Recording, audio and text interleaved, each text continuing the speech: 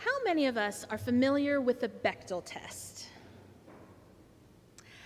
For those of us who have forgotten or aren't aware, the Bechdel test, or the Bechdel-Wallace test, is a measure of representation of women in film.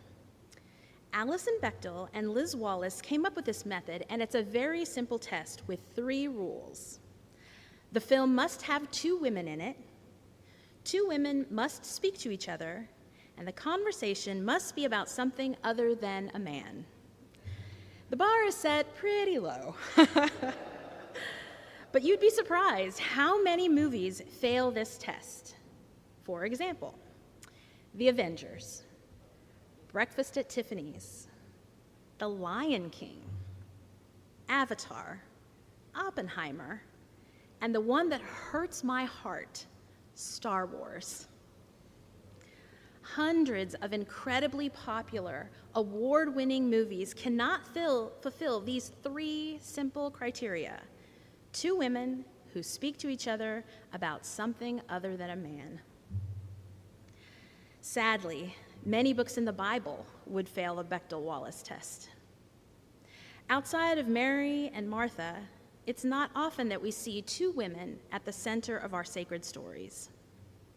This is one of the reasons why the book of Ruth is so special. At the heart of this book is 2 women who speak to each other, and although a man is mentioned, the topic is about love and faithfulness. Our scripture today begins with sorrow. Naomi moves to a foreign land with her husband and 2 sons. Their homeland, Judah, suffers from famine, so they leave for Moab, hoping to find a new life. Each of the sons marries a woman from Moab, but within 10 years, they die and leave their wives, Orpah and Ruth, childless. At this time, being a childless widow is not a good situation to be in. Naomi gets word that Judah's famine troubles have diminished, so she decides to return to her homeland and tells her daughters-in-law to remain in Moab. At first, they decline. But Naomi tells them she cannot offer them security. After weeping and grieving, Orpah departs, but Ruth will not leave. She clings to Naomi. But still Naomi tries again, telling Ruth that Orpah has left to stay with her people, and encourages Ruth to do the same. This is where we hear the beautiful words Ruth says: "Where you go, I will go. Where you lodge, I will lodge. Your people will be my people, and your God, my God. Where you die, I will die, and there I will be buried." These verses are so poignant and full of emotion that we often hear them in wedding ceremonies. They were used in mine, in fact. And it makes sense. The Hebrew word used to describe Ruth's clinging to Naomi is davka. The same word is also used in Genesis 2:24, where we read, "Therefore a man leaves his father and his mother and clings to his wife, and they become one flesh." Scripture makes clear this is not a typical relationship between in-laws, even for its time. Theirs is an extraordinary relationship of love, faithfulness, and dedication. Using the definition we've been using the last few weeks, we can safely say that Ruth and Naomi have a queer relationship. Now, I'm going to repeat what Minister James and Pastor Natalie have said before me. I'm not here to out anyone in the Bible as a lesbian or a bisexual. In the tradition of our Jewish siblings, we're here to do midrash. Midrash is a form of studying and interpreting the Bible. Seminarians like to use the term exegesis. You've heard this term before. Last year we spoke about midrash when we read through Dr. Will Gaffney's book, A Woman's Lectionary for the Whole Church. Pastor Natalie and Minister James mentioned midrash in our last 2 sermons. The act of midrash is the practice of studying the Bible, looking for the underlying meaning, and doing what Dr. Gaffney writes as discerning the value in texts words and letters as potential revelatory spaces. When we exercise Midrash in our text for today, we can see that there's a relationship between Ruth and Naomi that's out of the ordinary. Words are used in the Bible that are unusual when describing a relationship between two women. In the patriarchal society of the Hebrew Bible, we see glimpses of queerness, oddities, or peculiarities in the information that the scripture gives us. In these lines, we read the moment when Ruth makes her love and dedication to Naomi public. Living in a world that centers straight relationships and cisgender heterosexual men, you have to go searching for queer spaces and evidence of our queer relationships. It's gotten easier to find in the last 9 years since the Supreme Court ruled in favor of same-sex marriage, but it's still difficult to see. I think my LGBTQ plus siblings can agree with me when I say we've become very adept at reading between the lines and listening for key words that tell us we're among our queer siblings. For example, there's a look that occurs between lesbians when they pass each other in a store or on the street. It's a silent acknowledgement that says, "I see you." On cruises, you might find an entry for Friends of Dorothy, listed in that day's events. This is a kind of code for gay men to find each other on board. And these are just a couple of ways people in the LGBTQ plus community can identify each other. History tells us that LGBTQ plus persons have existed for all of human history. Sappho was a Greek poet who lived in 560 BCE.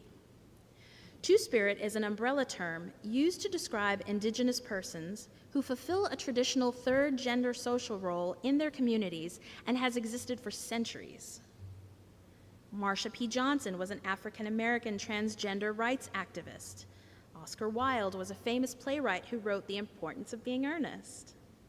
Barbara Jordan was the first American in 20th century to be elected to Congress from the South and the first LGBTQ plus woman in Congress. Sylvia Rivera was a transgender American woman, LGBTQ liberation activist, and a self-identified drag queen who was a passionate advocate for homeless queer and trans youth. It's clear that queer people are everywhere, and it's safe to say they existed in the time of the Bible. So why don't we see them in Scripture? You know how some versions of the Bible have Christ's words written in red letters? Wouldn't it be nice if the Bible had names of possibly queer people written in rainbow letters? That way we could see them clearly. But for many reasons, homophobia being just one of them, translators won't include these key words as clearly as we might like. No, we have to do this midrash for ourselves, which isn't a bad thing. When we take the time to study Scripture, find revelations for ourselves, and discuss these with each other, we become more connected to the Bible and to one another. So how do we do this? It's good to read the Scripture a few times. The first time you read, you're just taking it all in. The second time, be aware of what jumps out at you. When you read a third time, start asking questions like, why would they do that? Or why did they say that? These are things you may already be doing when you read the Bible. What I want to encourage you to do is this. Look for the people whose stories aren't told in the Scripture. If Jesus and the disciples go to a place and they're sitting down to eat, who prepared the meal? Whose house are they sitting in? Why are these people not included in the story? It's likely the answer you come to is that these invisible people are women, servants, or people who live on the margins of society. These persons are the writers of these persons that the writers of the Bible don't usually pay attention to. Surely, these people have stories that are worth telling and are worth acknowledging. Which brings us back to Ruth. How extraordinary that the story of these two women made it into our holy scriptures, and that Ruth's love and commitment to Naomi was written down and saved for us to read today. Someone saw that relationship, valued it, and marked it down to remember. When I was looking to buy my last car, I knew I wanted a Subaru. I know it's a cliche, a lesbian driving a Subaru. But Chris and I did the research, and it had great reviews on reliability, safety, and resale value. And it certainly didn't hurt that I hope people would recognize me as a lesbian when I drove this vehicle. It's pretty clear that I don't present as the stereotypical butch lesbian. I don't know if you've experienced this, but when I started looking at Subarus, suddenly I saw them everywhere. They were parked wherever I went. They were driving beside me. And some even had a dog hanging out of the windows. I wanted to wave at them and say, "I see you!" But it wasn't until I started looking for Subarus that I saw how many were there, and they were all around me. It opened my eyes.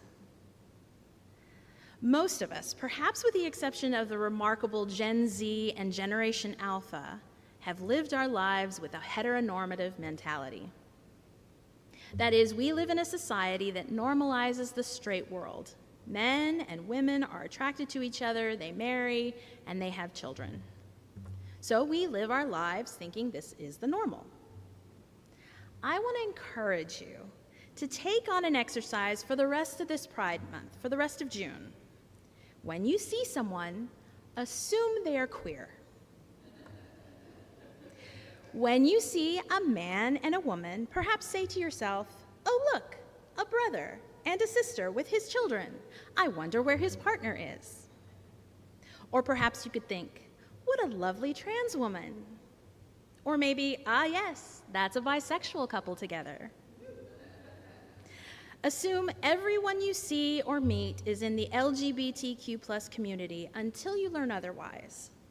You could even change your way of speaking. Instead of directing someone to go straight and take the next right, you could say, "Go forward and take the next right." Replace the phrase, "Let me get this straight," with, "Just so we're queer."